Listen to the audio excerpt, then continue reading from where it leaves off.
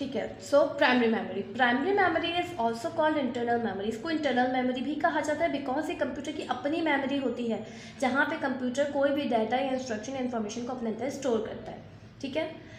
अब कंप्यूटर की ये मेमोरी जो प्राइमरी मेमोरी कहलाती है, इसको सीपीयू डायरेक्टली असेस करता है। ये मतलब इसको सीपीयू के लिए हमें उसको कोई डायरेक्शन देने की ज़रूरत नहीं पड़ती, सीपीयू उसको डायरेक्टली ही असेस करता है। और सीपीयू उसको रैंडम मैनर में असेस करता है। क्यों रैंडमली असेस करता है? क्योंकि ये रैंडम एक्सेस मेमोरी है, इसकी शॉर्ट फॉर्म है रैम। ये रैंडम एक्सेस मेमोरी क्यों है? बिकॉज ये मेमोरी हमारे पास सिर्फ उस वक्त तक हमें अवेलेबल होती है जब तक कंप्यूटर स्विच ऑन है। जैसे ही कंप्यूटर स्विच ऑफ हुआ, ये मेमोरी हमारे पास से डिसअपियर हो जाएगी, हमें ये मेमोरी अगेन नहीं मिलेगी, सॉरी ये वर्किंग हमारी अगेन नहीं मिलेगी जो उस मेमोरी में हमने सेव की थी। जब तक कंप्यूटर ऑन है वो जो वर्किंग है वो हमें मिल सकती है, वो डाटा हमें मिल सकता है। जैसे ही कंप्यूटर स्विच ऑफ हो गया, स्विच ऑन होने के बाद वो डाटा हमें नहीं मिलेगा।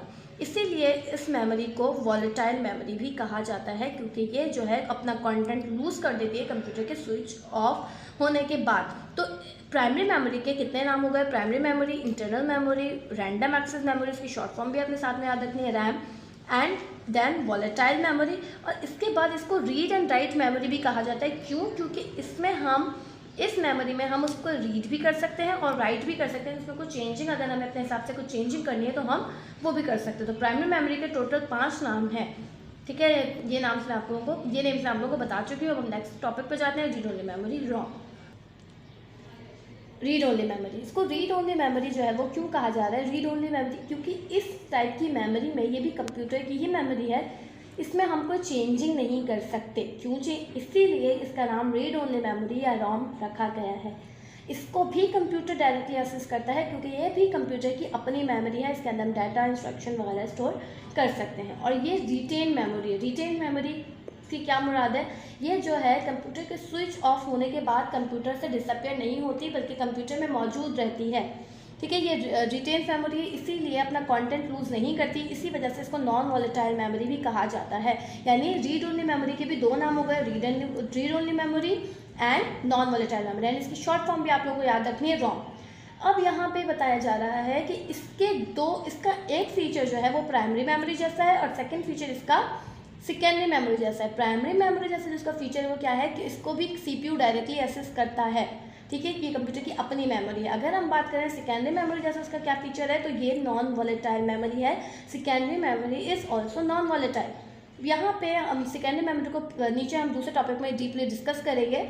यहाँ पे आपके पास कुछ रॉम्स बताई जा रही हैं जिसमें हम डिफरेंट प्रोग्राम्स के थ्रू परफॉर्म कर सकते हैं अपनी वर्किंग।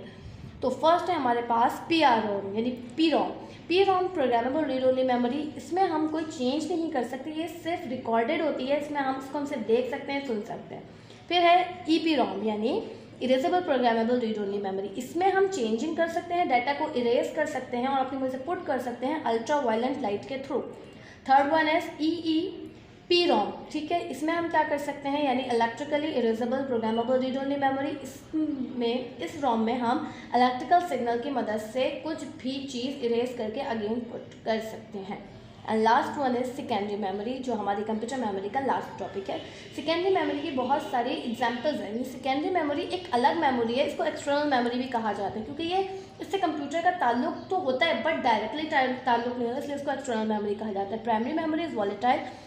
प्राइमरी मेमोरी वॉलेटाइल होती है, उसकी लिमिटेड कैपेसिटी होती है। जबकि अगर हम बात करें इसकी सेकेंडरी मेमोरी की, तो इसमें बहुत ज़्यादा डाटा स्टोर हो सकता है और ये नॉन वॉलेटाइल मेमोरी है। कंप्यूटर के स्विच ऑफ होने के बाद भी हमें हासिल हो सकता है। सेकेंडरी मेमोरी को हम जो एक्सटर्नल मेमोरी भी कहते हैं एंड इसको ऑक्सिलरी मेमोरी भी कहा जाता है। इसके 3 नाम हो गए, secondary memory, external memory and auxiliary memory. अब यहाँ पे बताया जा रहा है कि इसको कंप्यूटर डायरेक्टली सीपीयू जो है वो डायरेक्टली एक्सेस नहीं करता। क्यों डायरेक्टली एक्सेस नहीं करता ये हम आगे देखेंगे। अगर हम बात करें सेकेंडरी स्टोरेज की, तो यहाँ पे बहुत ज़्यादा कैपेसिटीज़ की हमारे पास सेकेंडरी स्टोरेज मौजूद है। आइए हम इसकी एग्जांपल्स देखते हैं।